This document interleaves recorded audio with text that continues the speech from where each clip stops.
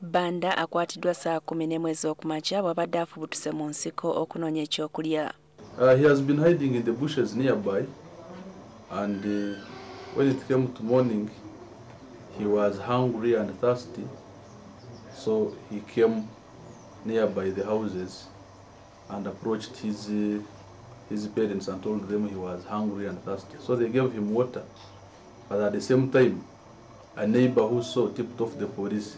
Okuva eggulo poliisi n'abatuuze b'eggulu Emmanyi babadde bamuyigga oluvannyuma lw'okukakkana ku Balongo Nakato ne babiri ab'omwaka ogumu n'ekigongo w'emyaka 3 n'abatemaatema wamu ne Nnaalongo Florence Nantale.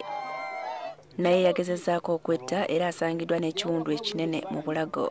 However, he had also attempted to take his own life by cutting his throat, and he also attempted to hang himself, but I think, fortunate for him, the banana fiber he was using also could not accommodate his weight. So, Banda poliisi emututte mu ddwaliro ekkulu ery'e Mityana asooka afuna obujjanjabi era n'abantu batandise okuŋŋaana nga baagala emubawe bamwekolereko.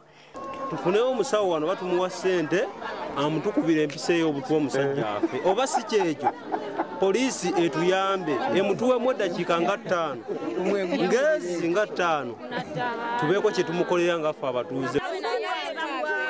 Lwaki bamuteesa eri munda nga ayina emirambe? Mpozi poliisi ereete ki? Oluvannyuma poliisi esobodde omufulumya eddwaliro n'emutwala eyongera okumubuuza akana n'akataano ku kiki ekyamuwalirizza okukakkana ku baana be ne Nnyaabwe n'abatemaatema.